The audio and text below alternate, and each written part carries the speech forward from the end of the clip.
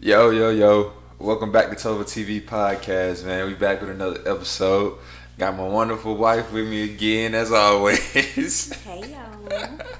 Yeah, hey, everybody clap it up. Yes, man. We made 38 weeks. How you feeling? Over it. You over it? Yeah. Like Summer Walker? Yeah. Okay, I feel that. Why you so over it? Because I'm tired of sharing my body. But you told me last night, 2 days ago.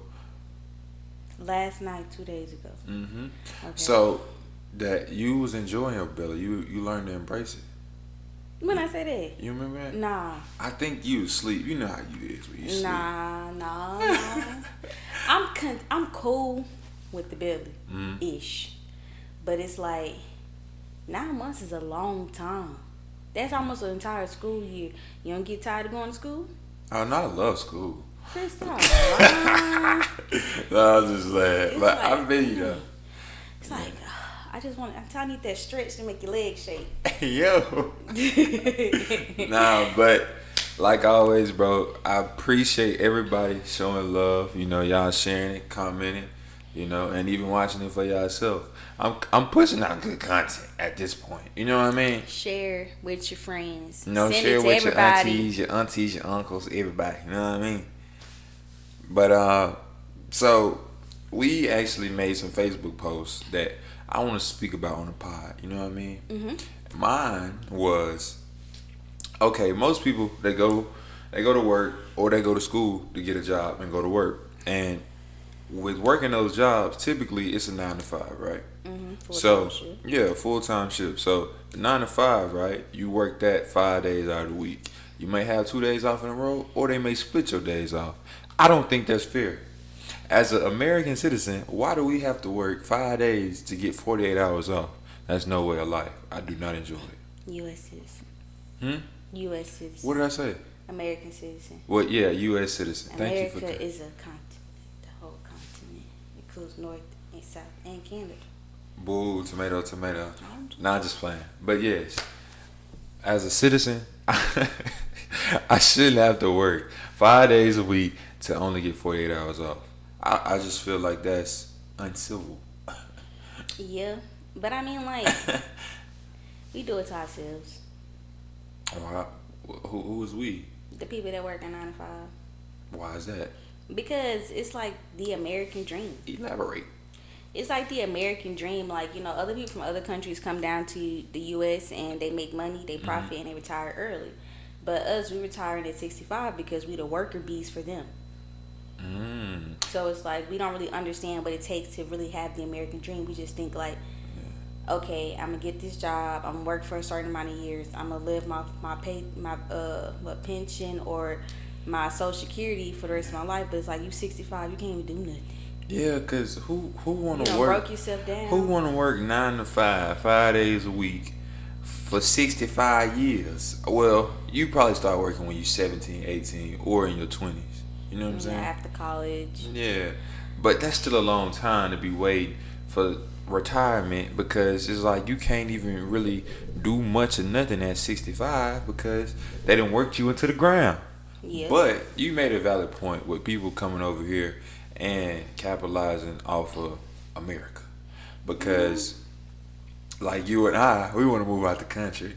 So it's like in order for us to do it big, we have to take advantage of what we learned here and what we know from here, take it there, and be able to balance both things out. You know what I mean? Yeah, but I mean, like, most people, they just come to the U.S., make money, then go to other states just to live.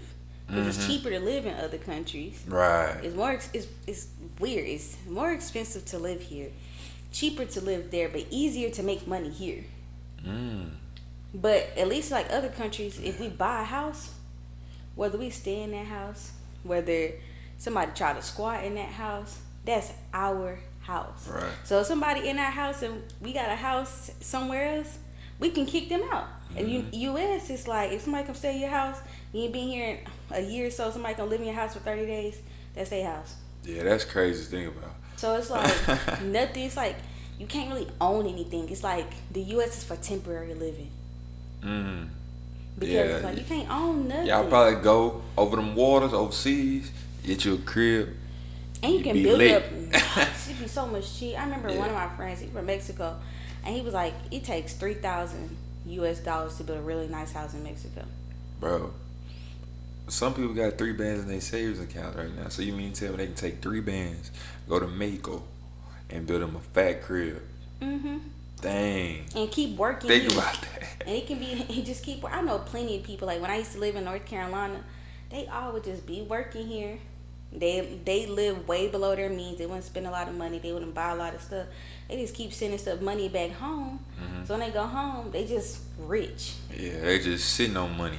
You feel me? Dang, that's crazy to think about. It's like we're not fortunate for what we have. We just was born here, so we can work for everybody else. Yeah, that's crazy to think about. It's like they manipulated us, like Mike Brown said. They manipulated us to not realizing how good we actually have it, and not capitalizing on what we have. Or how to use the system. Right. We just uneducated on what the system actually is like. Yeah, because knowledge is definitely power. Yeah, and it's like the people who are a part of that 1% have the knowledge that the rest of the world don't have, or the rest of the U.S. don't have. Mm-hmm. So it's like we just stay in like, you know, what people would call the matrix of things. Because like when we talked about that past podcast, we were saying about how kids go to school for 8 hours. So we're already conditioned to do this 8-hour thing. Yeah, when in actuality you can get homeschooled. So you really are like going to work for 8 hours a day from like age 5. Oh snap! I never even thought about that. Where like, so basically you like work until like 65. So you can honestly say for 60 years you're going to work for 8 hours a day. I never even thought about that. That's why we go to school for so long. I told you this. What in the world? It's conditioning you for the work life. Like you already used to doing stuff for 8 hours a day. Nah, that just blew my mind. I'm not gonna. That just blew my mind. You already conditioned. You're being conditioned your whole life to take orders, to pass tests, to do what you're told to do, to not really go above and try to like be defiant. Listen to what you're being told. Follow rules. Dang. Do the work. Make the work perfect. They was real slick with that. But now we hip. We here. Yeah, we here. We hip now. So if y'all not hip, we just put y'all in. Yeah, we just put y'all on game. Nah, you just brighten my horizon. You know what I'm saying? Because I mean, like, think about like Asians or whatever. Like people always like, you know, preach about how like Asians are so smart, but they're so smart in a specific skill. Mm-hmm. Because like their kids, it's like once they figure out what their kid's niche is, that's the only thing that kid does. Mm-hmm. They don't really go out. If their kid wants to be a violinist, that's gonna be their thing. Mm-hmm. Like they gonna be the best violinist in the world. Yeah. But it's like us. It's like no, you got to go to school. Even though our kid may be talented in drawing, we don't. You know what I'm saying? We don't feed that talent. That's crazy. But since we talking about like moving and like other people moving here, you made a good point as far as like people wanting to move and not just going to do it. Like, you know, it's okay to leave your hometown, right? But I know for me, I'm a perfectionist, like I've already explained to y'all multiple times. Mm-hmm. But yeah, so for me, I'm a perfectionist and I'm not the biggest risk taker. So in doing that, things have to work anymore. Yeah, I'm not like that anymore, thanks to my wife. But anyway, so things have to work perfectly for me. But it's like at the end of the day, nobody's perfect. So if you want to leave where you currently reside and go somewhere else, do it. Everything's not going to be perfect. Everything's not going to be copacetic like you want it to be. You know what I'm saying? And it's definitely not going to be easy. You won't have all your ducks in a row. You may not have a job when you first get wherever you're going. Man, if you like me, you ain't have nowhere to stay. Yeah. I moved to Georgia, last March? Yeah, last March. I packed up my car. I had enough money for a deposit. But it's because I didn't know, like, what it take, like, to move. Like, I didn't know about, like, getting rent and how to, like, get an apartment and stuff. So I was just like, I'm ready to go. Like, I'm a risk taker, you know. Yeah, like, she's definitely a big risk taker. Holding me back. And very spontaneous, by the way. Oh, yeah. Definitely spontaneous. But I'm also one of those people that plans everything out, too. Because it's like me, I put dates on everything. Okay. So it's like I have a date that I'm going to do something, and I'm going to do it on that day, and there's nothing you can say about it. It's like, it is what it is. If I'm not prepared for it, if I'm missing something, I'm SOL because I ain't changing my mind. And that's kind of how it was for me, like moving. I just was like, I'm going to do this, and I did it. Yeah, see, Was it hard? I was a little scared, yeah. I ain't gonna lie, I was a little nervous. I wasn't no risk taker. I'm just like, look, this can't go right. No money, no job. Oh, I'm doomed. I'm preparing for the worst, so I'm not gonna do it. But nah, I mean that's valid though, because but I mean, you did move here with no money, no job. No, for sure I did, but at the same time I had to get to the point to take that risk, because I struggled for a long time. You was in my head pushing me all kind of stuff, but I still didn't do it because, like I say, I'm borderline a perfectionist, but ain't nobody perfect. Yeah, you gotta be like willing to fail. Like, cause at the end of the day, you don't know what's on the other side of it. You know what I mean? Yeah. And then I feel like that's not true. what? You do know what's on the other side of it. Nah, not always. And Yes, you do. Because that plays into the fear part. But if you didn't know what was on the other side of it, you wouldn't want to do it. No. Because, you know what they say? What, curiosity kills the cat? Okay, but hold up. Let's just take you for example, right? Right. You wanted to move because you wanted better opportunities, right? No. Okay, why did you want to move? I wanted to move because I wanted to experience where I was born, because I never had the opportunity to. Okay, let's take that. So you wanted to move because you wanted to experience where you was born, right? Right. So you knew at the end of the day, when you moved to Georgia, you were going to experience where you were born, regardless of the situation. Yeah. So you knew what the outcome was going to be. You just didn't know what the journey was going to be. Yeah. So it's like, if you decide to move because you want better opportunities, you know that in this move comes better opportunities. That is the outcome. It's the better opportunity. But you don't know what the journey is to get that, get to that. But in saying that, you don't know if it is better opportunities here or not. Yes, you do. You just moving in hope of better opportunities. Yes, you do. How? How can you say that? Because if you didn't think it was better opportunities, you wouldn't be wanting to move. How do you what? Because I just feel like you in search of new opportunities, but you also want to leave where you from. So regardless of at the end of the day, if your goal is to get better opportunities, when you leave, you're going to get better opportunities. Possibly. No. Inevitably. Because where you're at, you know everything, quote unquote, you know everything around you, right? So you know what opportunities are there. So if you're put in a place where you don't know something and you're somewhere different, there's new opportunities which are better than what you came from, which is why you left in the first place, or why you wanted to leave. You wanted to leave because you wanted a different experience. Even if the experience was shitty, you still got a different experience. Okay. So at the end of the day, the outcome that you're searching for is going to be the outcome. And I feel like that's where it's like where I am comfortable with risk. Because whatever outcome that I'm looking for, I'm going to get that outcome. Right. Will it be easy? Probably not. But I like that outcome? Maybe not.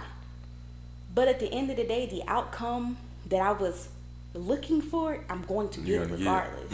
Okay. Because I came to Georgia, I was just like, I just want something different. I want to be on my own. I want to learn how to be an adult.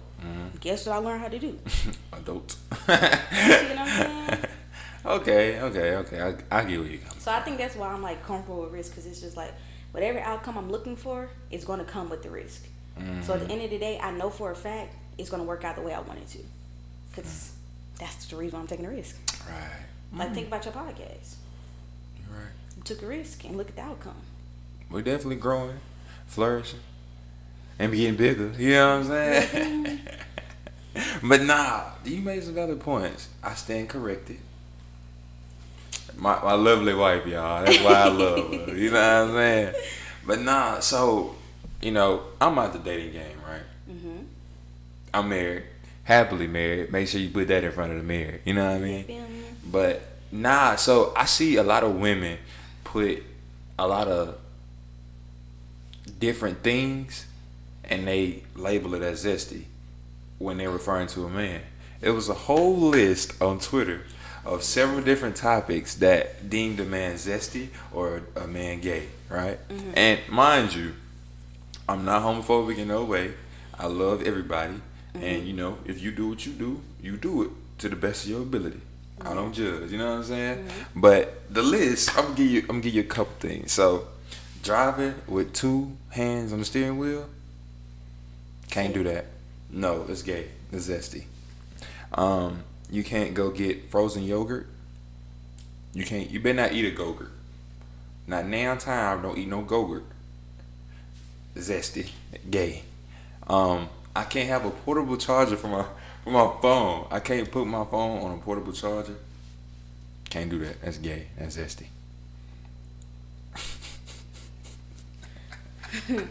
I feel like sometimes I'm just a different breed of woman. Oh, no umbrellas. If it's raining outside, deal with it.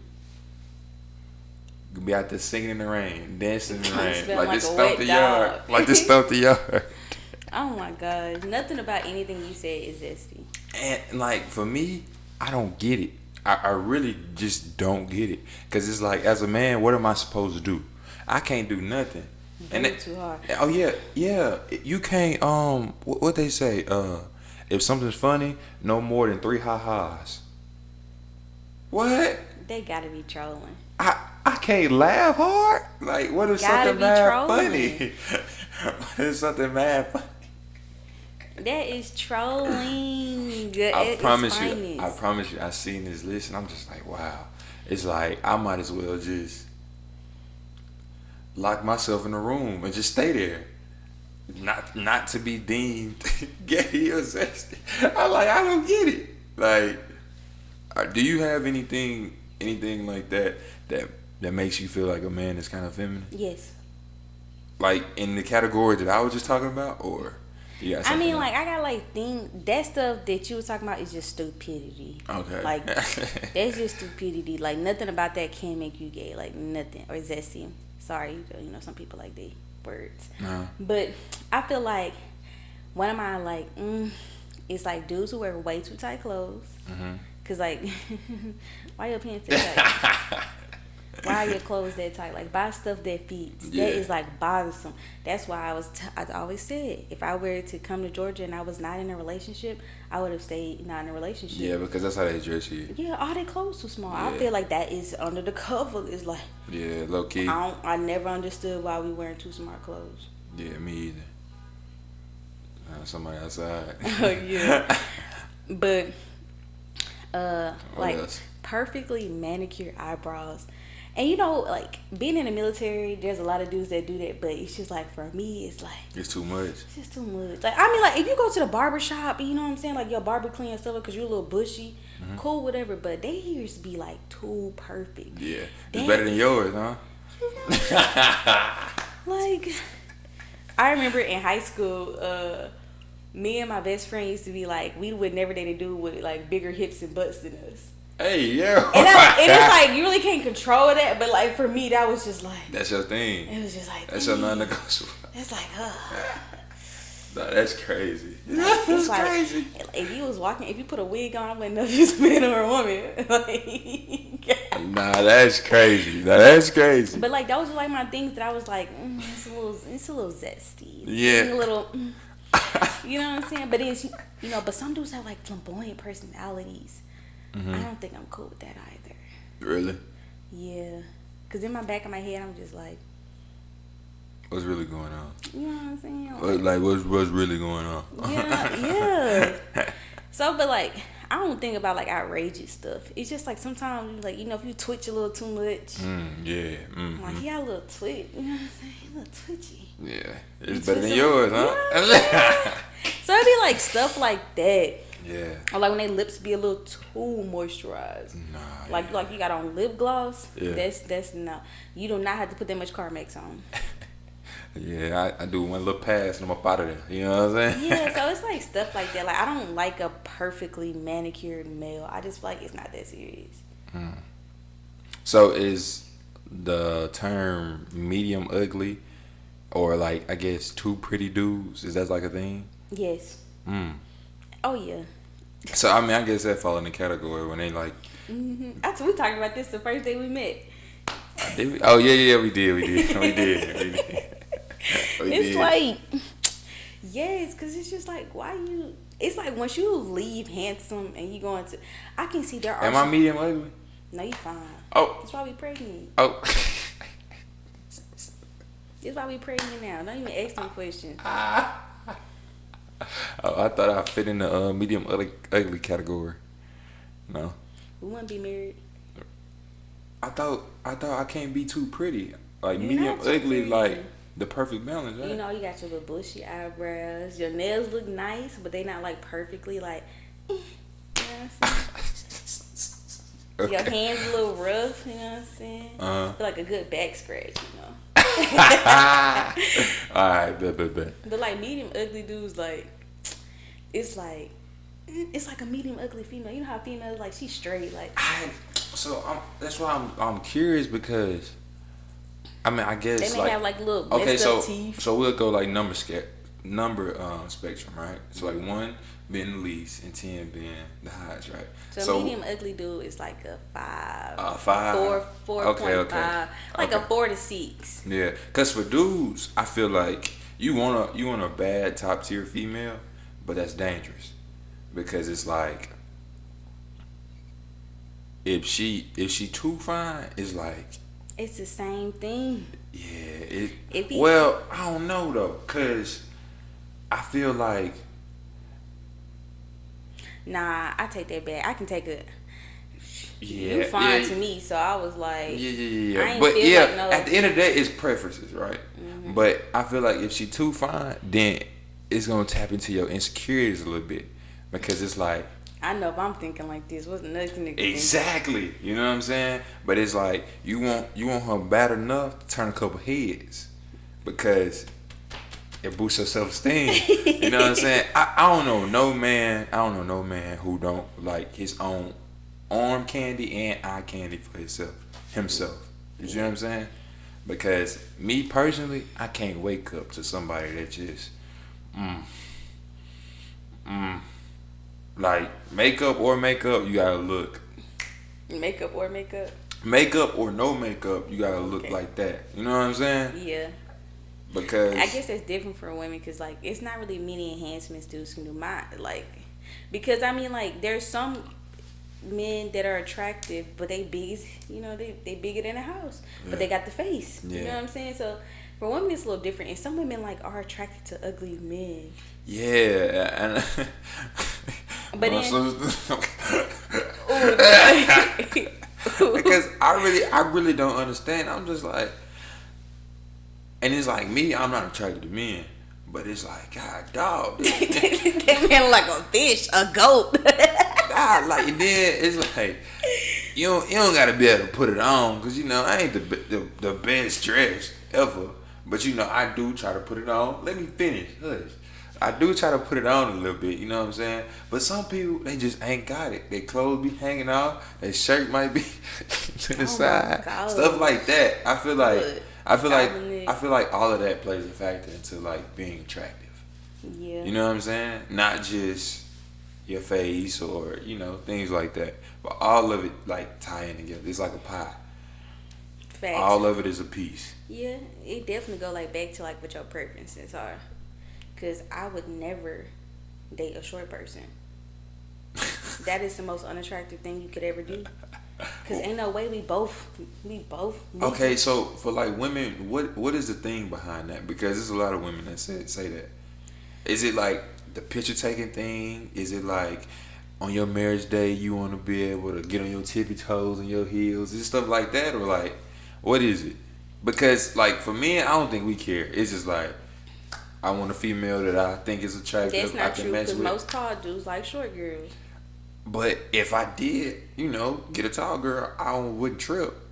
But it's like you wouldn't give a short guy a chance of the day. No. You know what I'm saying? Heck no. So that's why I'm saying, like, men are simple. We don't be worried about none of that. I can't speak for other women, but I can speak for the short person that I am. Yeah. I don't want to have short kids. I want my kids to have a fighting chance to be at least average height. Okay. That was like one of my main things. And then two, I like being picked up. I like feeling like, you know what I'm saying? I'm on a skyscraper. But a short guy could do that too, though. It's not the same. And then kids take from everywhere. Anybody that know, they know this. So they can take from your grandparents, they can take from his grandparents, they can take from 2 generations before your grandparents. It's just something. I like when I'm in the kitchen and I can be like, babe, you reach this? And you just, yeah. That's my man right there. A short dude is going to be like, we both got to use damn steps to at the same time. Yeah, let me go get the ladder.